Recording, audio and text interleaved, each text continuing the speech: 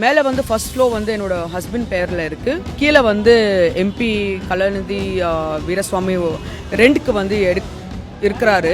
மாமனார் வந்து he's park the car வந்து அந்த இடத்துல வந்து பார்க் பண்ணிட்டு மேலே போனார் அவங்க ப்ராப்பர்ட்டி பார்க்கறதுக்கு.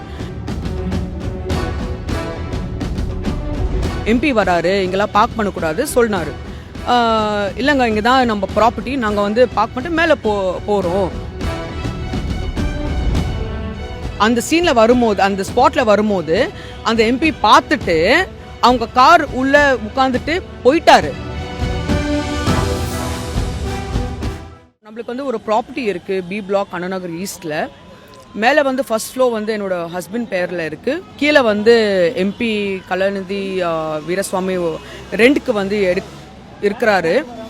இப்போது என்ன ஆயிடுச்சுன்னா, சில வருஷம் வந்து நிறைய வாட்டி வந்து என்னோட மாமனார் வந்து அங்கே வந்து போகும்போது அவங்க ஆள் வச்சுட்டு இந்த மாதிரி எதுக்கு இங்கே வந்து இந்த ப்ராப்பர்ட்டி வந்து ரொம்ப பலிசாக இருக்குது, நீங்கள் வந்து வித்துடுங்க, கொலாப்ஸ் ஆக போகுது ஒரு வருஷம், அந்த மாதிரி ஹராஸ்மெண்ட்டு, அந்த மாதிரி சில வைலண்ட்டாக அந்த வார்த்தை வந்து கொஞ்சம் யூஸ் பண்ணுறாங்க அவங்க ஆள், எம்பியோட ஆள்.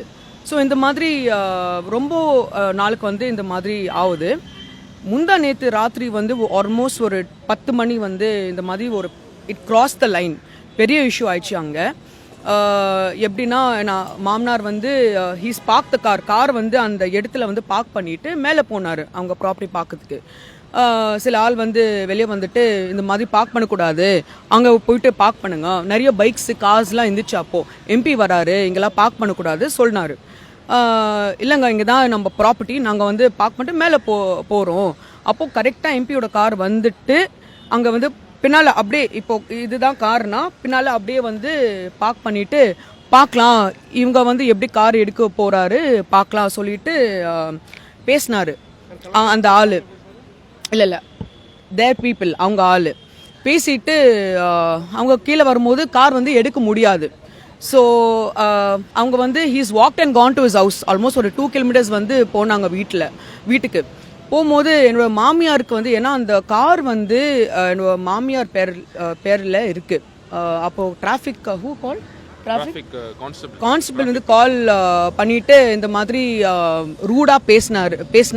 இந்த மாதிரி நீங்கள் கார்டு எடுக்கலைன்னா நாங்கள் வந்து டோ பண்ணிவிட்டு லாக் பண்ணுவோம், இந்த மாதிரி கொஞ்சம் ரூடாக ரஃப்பாக பேசினார் என் மாமியார்கிட்ட.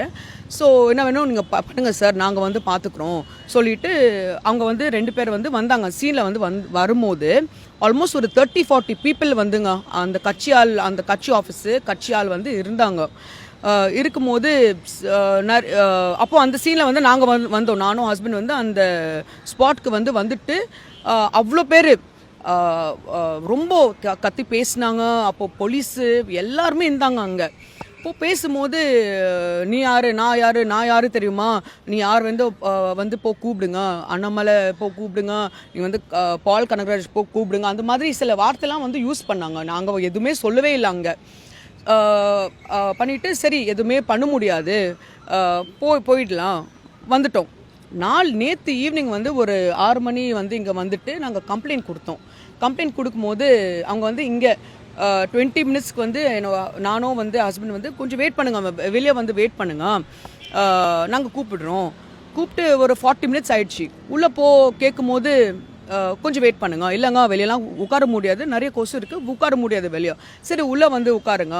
நானும் மாமனார் ஹஸ்பண்டு வந்து உள்ளே வந்து இது ஸ்டேஷனுக்குள்ளே வந்து ஆல்மோஸ்ட் 1.5 hour வந்து நாங்கள் வெயிட் பண்ணோம். நான் என்ன சொல்கிறேன்னா, இந்த மாதிரி எனக்கு வந்து நான் இந்த மாதிரி பேசும்போது, ஏன்னா எனக்கு I have the rights, I am talking because எனக்கு வந்து சப்போர்ட் இருக்குது. ஆனால் உங்களுக்கு இந்த நிலைமை கண்டிப்பாக வரும். ஏன் வந்து my question is why did the police take action? CSR வந்து அவங்க வந்து எதுவுமே ஃபைலே பண்ணல, என்னோட கம்ப்ளைண்ட் வந்து கொடுக்கல, ப்ளஸ் சிஎஸ்ஆர் வந்து கொடுக்கல. It can happen to all of us. உங்களுக்கு கூட இது வந்து ப்ராப்ளம் வரும். பிகாஸ் இது வந்து it's a ruling party, because it's a sitting MP. இதுக்கு தான் நாங்கள் வந்து ஒரு ப்ரெஸ் மீட் வச்சுட்டு எவ்ரி ஒன் பப்ளிக் வந்து we have to voice out. இந்த மாதிரி இவங்க வந்து public they have to safeguard the பப்ளிக்குங்க. ஆனால் இந்த மாதிரி அப்போது இன்னொரு விஷயம், அந்த சீனில் வரும்போது, அந்த ஸ்பாட்டில் வரும்போது அந்த எம்பி பார்த்துட்டு அவங்க கார் உள்ளே உட்காந்துட்டு போயிட்டாரு. அவ்வளோ பெரிய பிரச்சனையை தூண்டி விட்டு அவங்க ஆளுங்க எல்லாரையும் தூண்டி விட்டு பிரச்சனை பண்ண வச்சதே அவர் தான். அவர் காரை வச்சு தான் வந்து எங்கள் அப்பா காரை எடுக்க விடாம பிளாக் பண்ணி வச்சுருந்தாங்க 1 மணி நேரத்துக்கு. நாங்கள் வரோம் சீனுக்கு, லோக்கல் எஸ்ஐ இருந்தார். எஸ்ஐ ரொம்ப வயாஸ்டாக அவங்க சைடு சப்போர்ட் பண்ணி தான் பேசிகிட்டு இருந்தார்.